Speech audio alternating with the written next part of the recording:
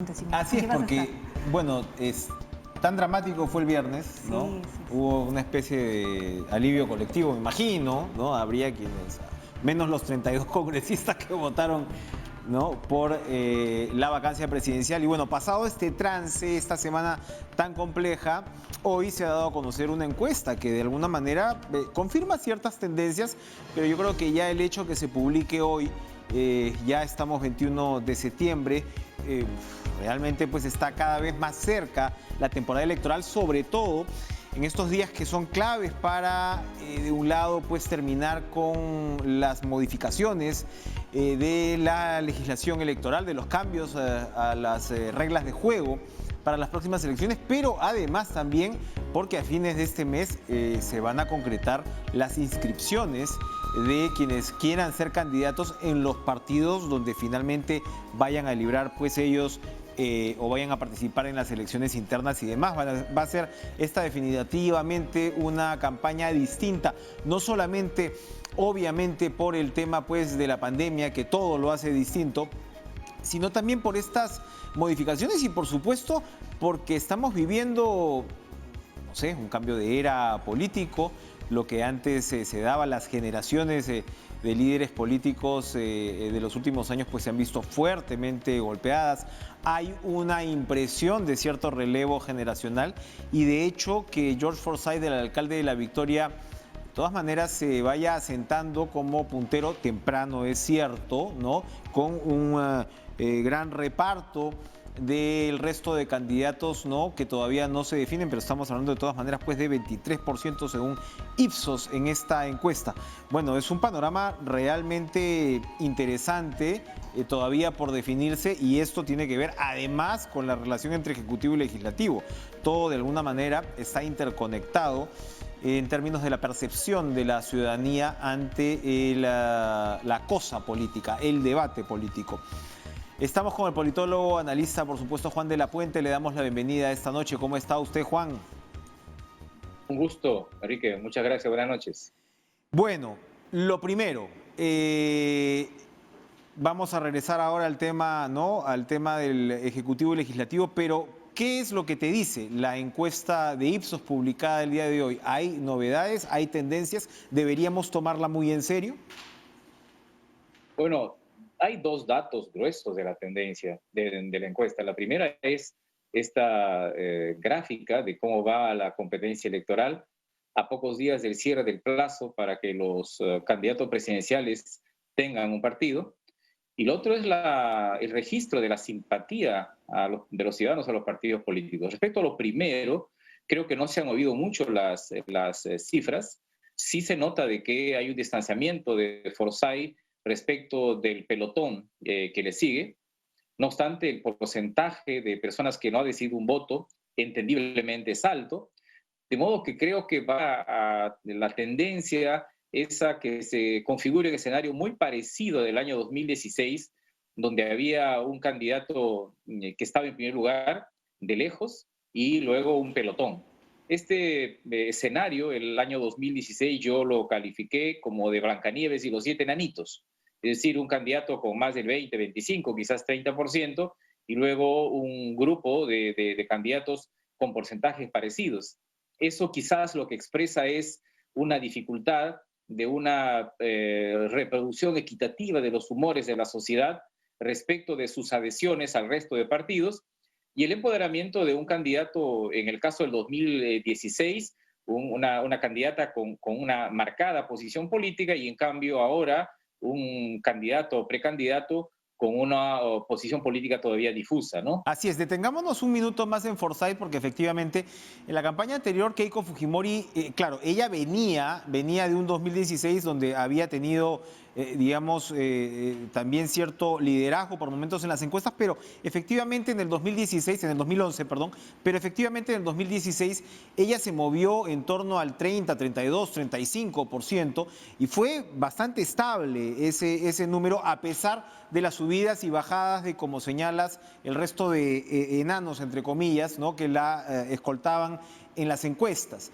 Y finalmente ese 30, 32, 35 fue lo que obtuvo para, bueno, los resultados que ya conocemos. En el caso de Forsyth ya se va sentando este 23, 24, 25%, pero como señalas, prácticamente sin que conozcamos mucho más allá de los tweets y del papel que él está cumpliendo en la victoria. Ahora, Forsyth no va a tener mucho tiempo más para no definirse. A fin de mes va a tener que tener una inscripción clara.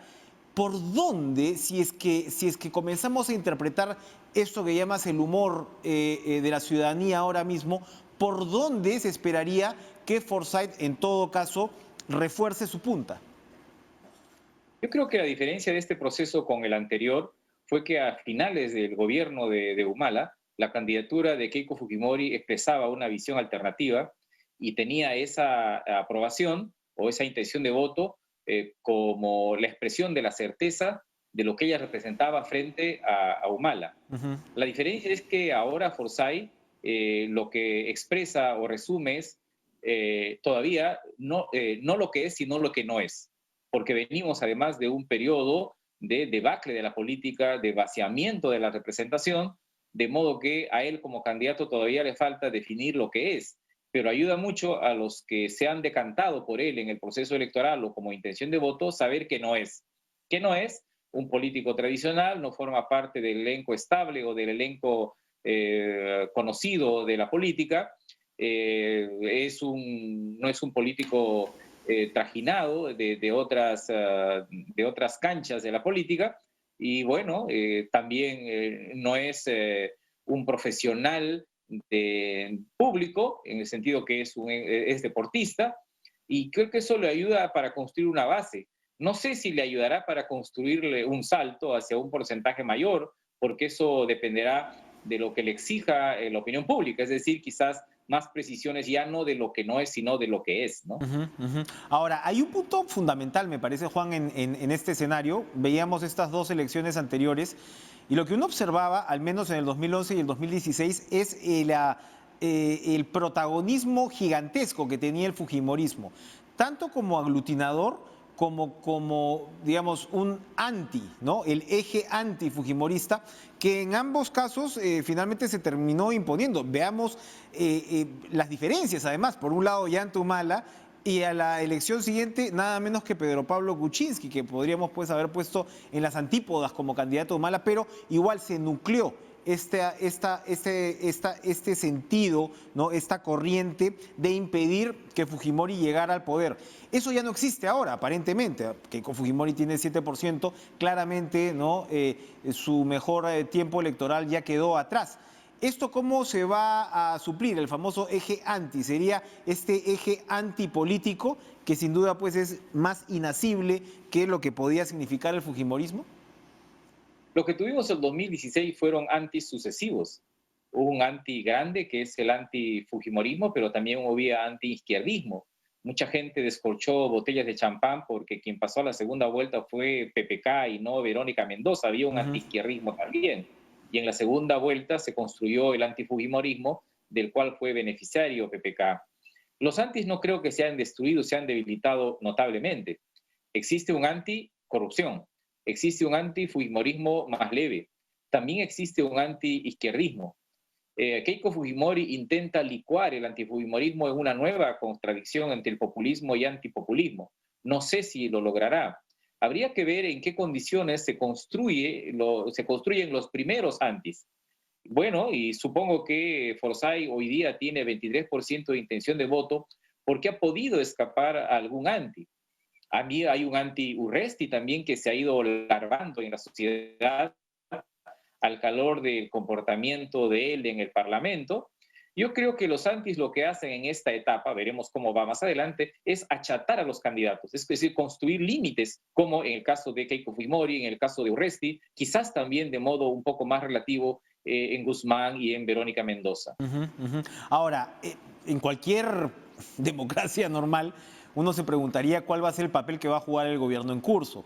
Vizcarra se acaba de salvar, holgadamente hay que decirlo, ¿no?, de un proceso de vacancia. No sabemos qué va a pasar de aquí en adelante. Ahorita yo quería retomar esa parte contigo, pero lo lógico, ¿no?, era, bueno, pensar que el gobierno endose, ¿no?, esa popularidad, esa relativa aceptación de Vizcarra hacia algún candidato. Lo lógico en su momento también hubiera sido que Vizcarra presente una candidatura, una lista de candidatos al Congreso con el 90% de popularidad que tenía en ese entonces. No lo hizo y ya vemos qué cosa fue lo que pasó. ¿Cuál sería el papel, en todo caso, que podría jugar el gobierno, si es que puede jugar alguno? Estamos de aquí al 30. ¿Podría todavía inscribir un candidato?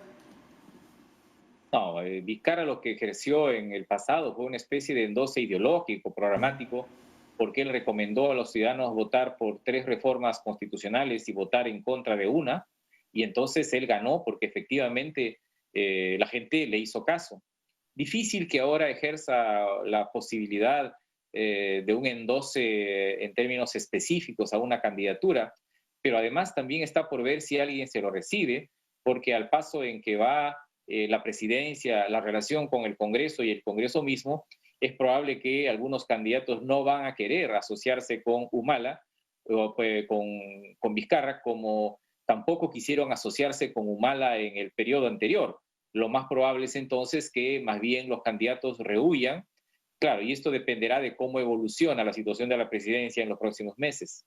Ahora, y esto nos lleva al nudo gordiano del Congreso. Tú siempre has sido un pactista, en el sentido de siempre recordar la necesidad de generar consensos, no solamente dentro del Congreso, sino también con el Ejecutivo, y que eso finalmente, más allá de titulares, memes, especulaciones y demás, es lo que te da un soporte de estabilidad y gobernabilidad a un país. Ahora tenemos esta situación en la cual el Congreso ya es visto prácticamente, es decir, no quiero ser muy crudo, pero como un foco infeccioso de la política institucional. Es decir, el que llega finalmente al Congreso de alguna manera se ve en su mayoría, ¿no?, contagiado por una especie de virus, ¿no?, que es de alguna manera rechazado por el electorado. Sin embargo, al mismo tiempo, uno diría que en una circunstancia como la actual es más necesario que nunca que los candidatos a la presidencia nos digan qué piensan hacer con el Congreso en términos de la relación con el legislativo, en términos precisamente de poder construir esa estabilidad, esa gobernabilidad. Hasta ahora Forsyth pues sencillamente no abre la boca al respecto, solo se queja sobre los políticos. ¿Cómo va a ser ese abordaje, crees tú, para el año 2021 en torno al Congreso de la República? Bueno, eso nos lleva al segundo dato grueso de la encuesta de hoy, donde parece que 2%, casi 2 tercios de los peruanos no simpatiza con ningún partido. Y el partido que tiene más adhesión, solo 6%, es Acción Popular. Y si uno revisa tanto los nuevos como los antiguos partidos, no recaban adhesión en la gente. Entonces, no se puede construir una relación estable al interior de las instituciones o de estas instituciones como el Congreso con otras, si es que no se resuelve este asunto de mejor modo. Lo que quiero decir, creo, es que ha llegado a su fin, pero un fin de verdad, el tipo de relaciones que han mantenido el Ejecutivo y el Legislativo en mérito a los mandatos de la Constitución del 79 y 93. Al vaciarse a la democracia ha debilitado a las instituciones, probablemente más al Ejecutivo que al Legislativo, y lo que hemos tenido entonces en los últimos años son revueltas parlamentarias. Esta es la cuarta revuelta parlamentaria. La primera fue la primera vacancia de PPK, la segunda vacancia de PPK que terminó con su renuncia, la tercera fue la disolución del Congreso, en la que le ganó por puesta de mano el presidente Vizcarra al Parlamento con la disolución, y esta es la cuarta revuelta, que ha sido conjurada por ahora, pero es evidente que no se puede construir una relación estable y una presidencia fuerte, que es lo que el Perú necesita para producir cambios, si no se aborda el conjunto de este problema. Me parece que con el esquema que hoy dibujan las encuestas es muy probable que quien gane la presidencia de la República el próximo año, no solo que no va a tener mayoría en el Congreso, dificulto que tenga una mayoría absoluta, sino que va a ser independiente del partido y de los legisladores que lo acompañaron, que es más o menos lo que se ha visto en estas últimas semanas, al punto que el líder de un partido más o menos reconocido como Alianza para el Progreso tuvo que sacar un comunicado para llamar al orden a su bancada, a APP, para que vote en contra de la vacancia. Entonces dicen que una crisis muere en muchas cosas y nacen otras. Bueno, lo que han muerto aquí es el político independiente, pero para que nazca el político ultra independiente Y eso, reitero, sigue produciendo un deterioro de la capacidad de las instituciones para relacionarse con otras. Sumamente preocupante esta parte del análisis. Vamos a ir a una pausa, pero te dejo con la siguiente pregunta. ¿Cuánto van a pesar los equipos de los candidatos? Estamos hablando de estos candidatos que cargan un mensaje en sí mismo tipo Forsyth, tipo Urresti, o realmente va a ser importante una plancha poderosa y un Estado Mayor, ¿no?, que le dé un peso que vaya más allá de la personalidad del candidato. Regresamos luego de la pausa.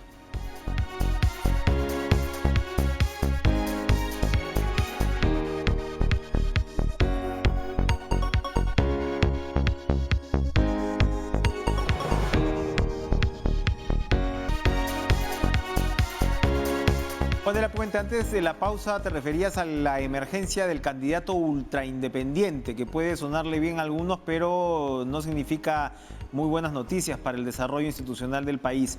En estas circunstancias, en medio de la pandemia, cuando se especulan incluso sobre planchas con un médico, probablemente con un economista, ¿qué tanto van a pesar los entornos de estos candidatos que hasta ahora lo que representan es un mensaje muy ligado de repente a lo que la gente asocia con la personalidad del candidato? Nos referimos pues a Forsyth, nos referimos a Urresti. ¿Qué tanto van a pesar esos entornos? Bueno, el ascenso de la tecnocracia a la política fue gradual, fue como subir al Huascarán. Empezaron los tecnócratas como alfereces o tenientes en el gobierno de Fujimori. Con Toledo llegaron probablemente a mayores y comandantes, con García llegaron a coroneles quizás o generales de brigada, y con Humala a generales de división. Y ya PPK fue la victoria de la tecnocracia, la victoria política. Pero también han sufrido un grave deterioro y hay una crisis en la tecnocracia, porque hoy día no se puede entender que hay un conjunto de políticos desechables si junto a ellos no se entiende que hay también tecnócratas desechables que hemos tenido en esta etapa. No obstante, hay un grupo, un paquete de tecnócratas que tiene una visión mucho más comprometida con la realidad nacional, con los temas de fondo, con una reflexión mucho más académica y más crítica del poder, y se resiste a rebajar sus banderas para conciliar con determinado candidato. Si estos grupos, ese grupo de tecnócratas o esos grupos de tecnócratas se vienen a respaldar determinada candidatura, yo creo que será enriquecedora en la medida en que no rebajen, reitero, sus banderas, no su crítica social, que es muy importante para construir una identidad de país, no en aras de una ventaja política. Para redondear, siempre pasa en el Perú, y, digamos, en los últimos lustros, en las últimas elecciones hemos tenido como gradaciones de centro derecha y derecha. Hemos tenido al fujimorismo, como repetía, en una suerte de personalidad propia con su anti muy bien marcado, pero siempre emerge, por supuesto, una representación de izquierda importante. Eso no parece, para variar, aparecer ahora mismo en las encuestas. ¿Existe ese espacio todavía? Existe el espacio, pero yo entiendo de que en los últimos sucesos, en los últimos meses, se ha producido la construcción de alianzas, digamos, muy profanas, ¿no? Y en algunos casos probablemente que no son de manual. En el Congreso se ha construido un arco político entre la derecha, la izquierda y el centro. De hecho, la última crisis en el Perú implicó un acto caníbal en que partidos de centro como APP y AP golpearon a un político y a un gobierno de centro. Lo que yo advierto es de que está la derecha superpoblada. Hay en la lista demasiados candidatos que apuestan a esa derecha. Sigue siendo Keiko Fujimori la representante de la derecha, pero podría ser que le salga al costado una competencia mucho más a la derecha. El centro ha sido golpeado, no obstante tiene posibilidades de construir. No veo una candidatura de centro que apueste con un discurso, y mucho depende desde dónde construyes el centro. Es mucho más fácil, tengo la impresión, o ha sido más fácil construir un centro desde la izquierda, es decir, de una posición que vaya desde la izquierda a una centroizquierda, que construir el centro desde la derecha. En el mundo han habido pocas experiencias, pero bueno, una de las experiencias exitosas fue la del presidente Santos en Colombia. Y en el caso de la izquierda, su problema, yo sigo insistiendo, no es la división, ¿no? Eso es una quimera, la unidad de la izquierda, como es una quimera la unidad de la derecha. No obstante, tengo la impresión que sigue siendo la candidatura de Verónica Mendoza la más fuerte, solo que tiene que enraizarse más en la sociedad que en los partidos. Y yo noto ahora su preocupación de relacionarse más con esa cúpula deteriorada, muy aislada de la izquierda y no tanto con los movimientos sociales. De modo que creo que sí vamos a tener espacios de derecha, de centro y de izquierda para las elecciones del próximo año, solo que sigo pensando que el país, en el país se puede construir de mejor modo un espacio de centro, pero claro, eso dependerá, por ejemplo, de cosas muy importantes como cómo aparecerá la reactivación en enero, febrero o marzo del otro año, porque yo creo que la reactivación es la certeza política más importante en el contexto de muchas incertidumbres, porque creo que la pandemia y la crisis política pueden ser sobrellevados por la gente con resiliencia y de mejor modo, pero la reactivación creo que es un asunto de capital importancia para los peruanos. La reactivación entonces es seguramente este factor que centrará o no la política según el éxito que pueda tener. Gracias, Juan de la Puente, por acompañarnos esta noche. Como siempre, un gusto escucharte. Vamos a Arequipa, vámonos hasta Arequipa con Gustavo Rondón, jefe del Comando COVID-19 de la Ciudad Blanca, de la hermosa región arequipeña, porque hay buenas noticias que están en Arequipa, buenas noticias que se reproducen en el país, como siempre, repetir, nunca bajar la guardia, pero hoy se ha anunciado la cifra más reducida de contagiados confirmados, creo que en meses, que ha sido de 400, en este caso, doctor Rondón. Queríamos conversar desde Arequipa hacia el resto del país sus impresiones sobre la evolución de la pandemia. Buenas noches. Buenas noches, Enrique. Gracias por la consideración. Saludos a todo el Perú a través tuyo, de TV Perú, y obviamente, como lo has dicho tú, muy buenas noticias en cuanto a los números, a los indicadores. Mira tú, el número de positivos ha sido de 224, el número de recuperados al doble.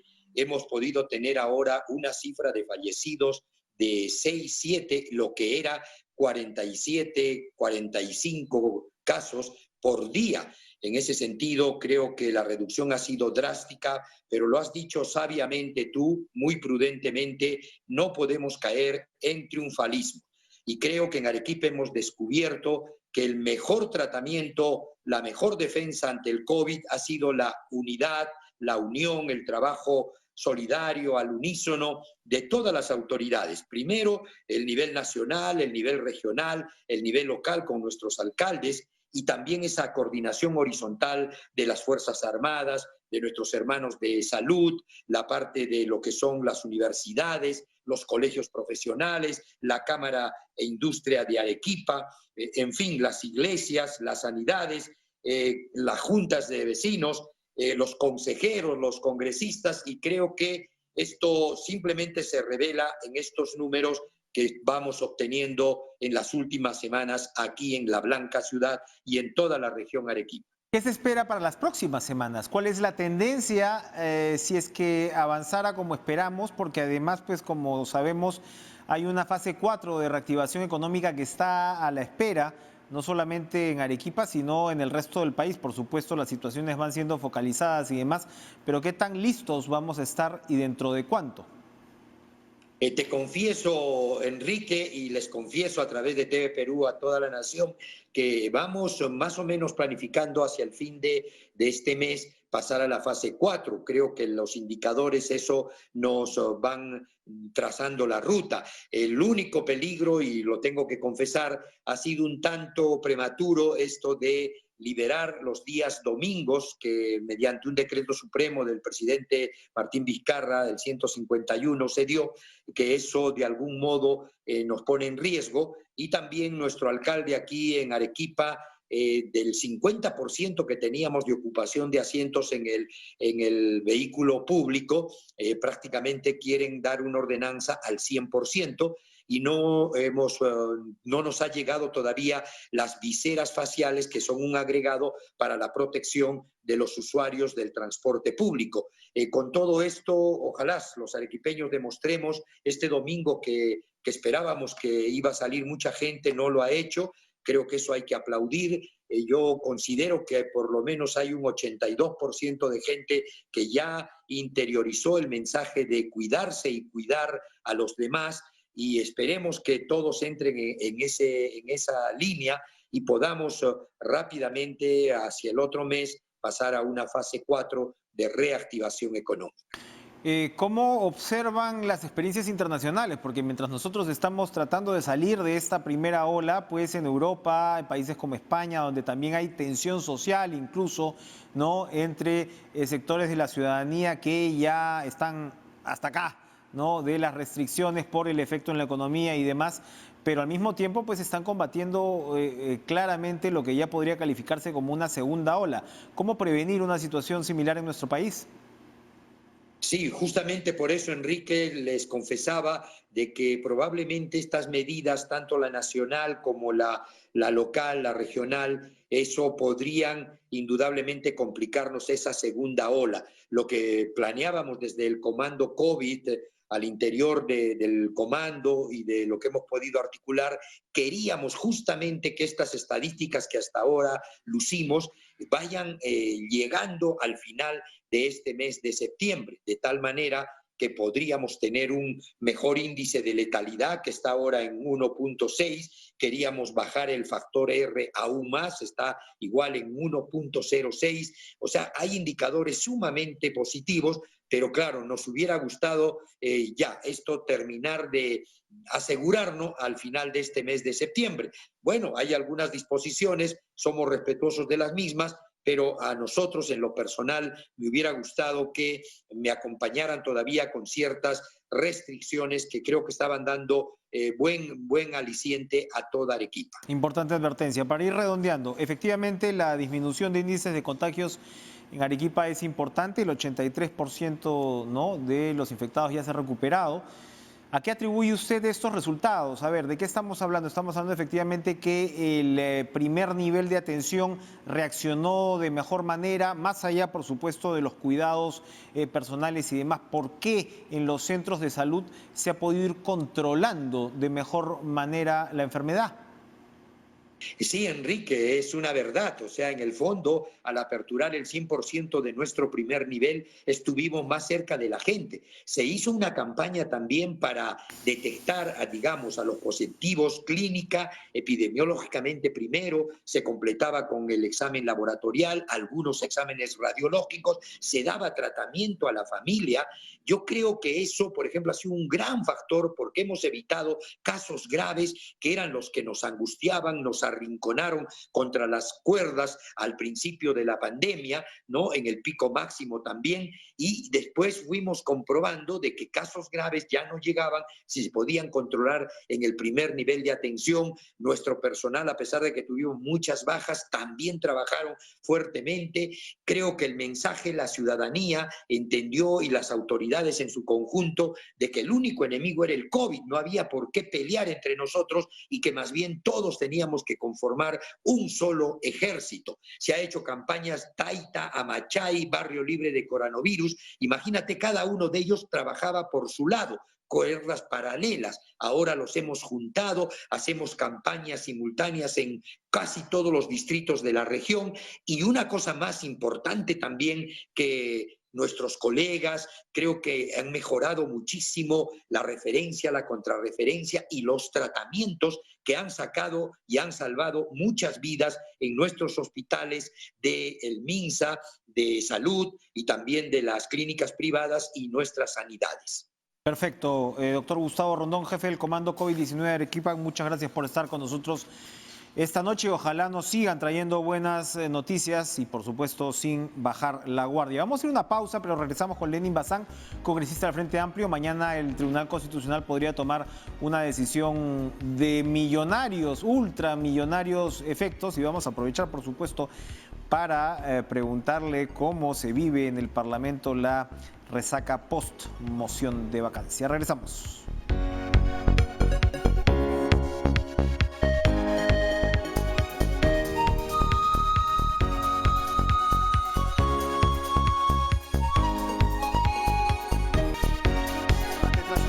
De medios, ¿no?, de las últimas horas, que señalaban que el presidente Martín Vizcarra iba a declarar ante la Fiscalía en calidad de testigo por el caso Richard Swing, ¿no? Se referían a la fiscal anticorrupción Yani Sánchez. Entendemos que el propio Ministerio Público ha emitido pues una aclaración en la cual advierte que esa diligencia todavía no está programada. Eso parece ser, ¿no? Entonces, esta última confirmación. Vamos a conversar con el congresista del Frente Amplio, Lenin Bazán.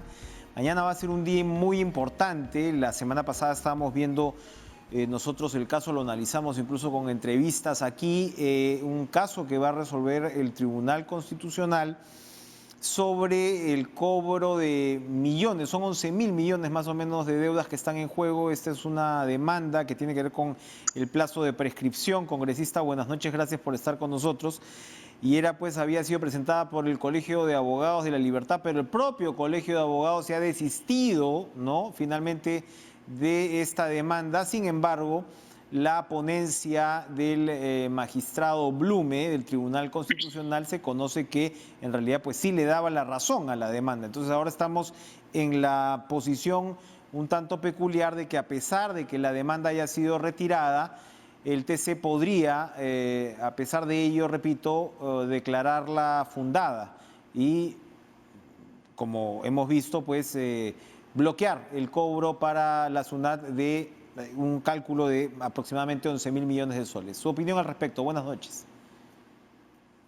Buenas noches, Enrique. Sí, mañana, 22 de septiembre, los 7 magistrados del Tribunal Constitucional tendrán que decidir si es que perdonan o no esta deuda multimillonaria a las grandes empresas que ahora podemos saber quiénes son, gracias a un pedido de información que hemos hecho a la SUNAT y al trabajo que ha hecho la SUNAT. Sabemos que hay 158 empresas, de las cuales deben más de 9.000 millones de soles, entre otras que serían en total 233, y se llegaría a esta cifra de 11.000 millones de soles.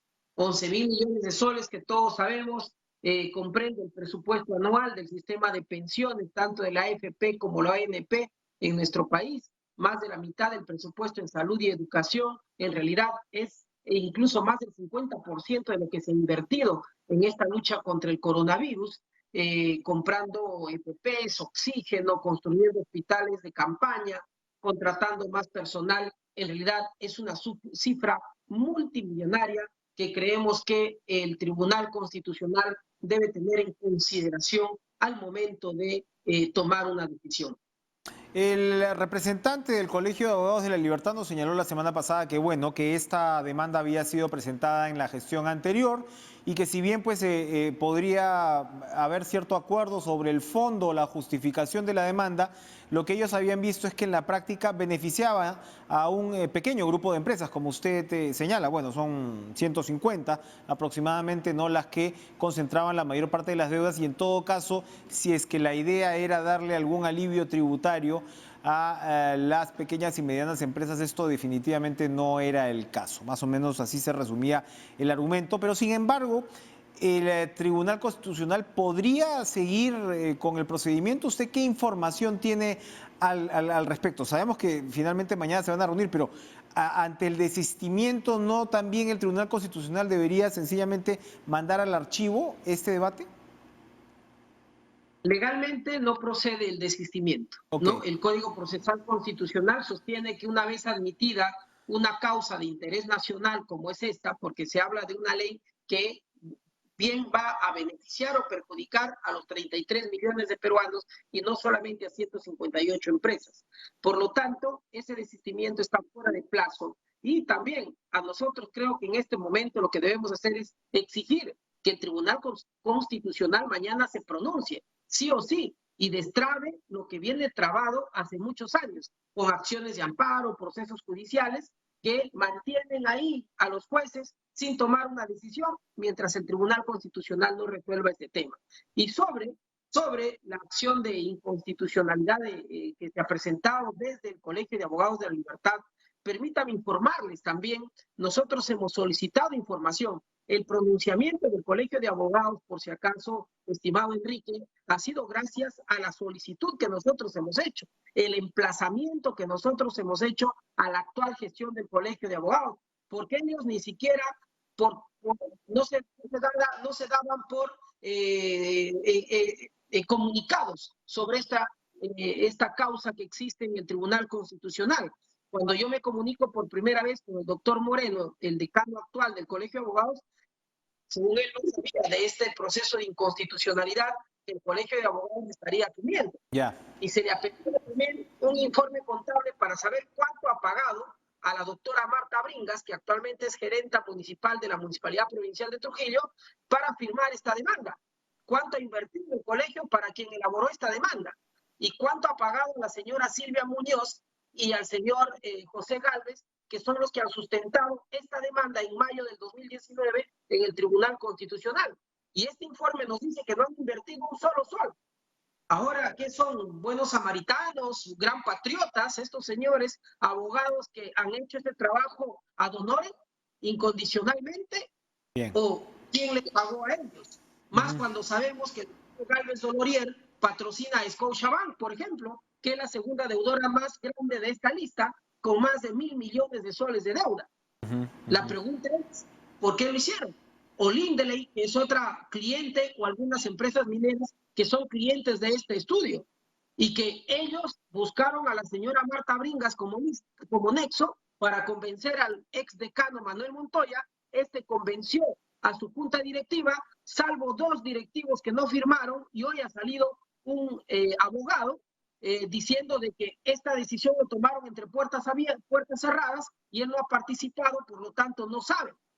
Y más de lo que ya ha decidido actualmente el Colegio de Abogados, creemos claramente que acá hay una falta grave contra la ética del abogado, porque en vez de defender el interés general de la sociedad, está defendiendo el interés particular de un puñado de empresas. Por eso yo, como congresista y como agremiado de este Colegio de Abogados de la Libertad, he denunciado ante el Tribunal de Ética al ex decano Manuel Montoya y a los que resultan responsables de esta falta, como sería toda su junta directiva que ha firmado este acuerdo, y a la doctora Marta Bringas, que es también colegiada o agremiada a este colegio profesional. Preocupantes señalamientos los que hace usted, congresista Bazán. Vamos a ir a una pausa más y regresamos con más en Caracas.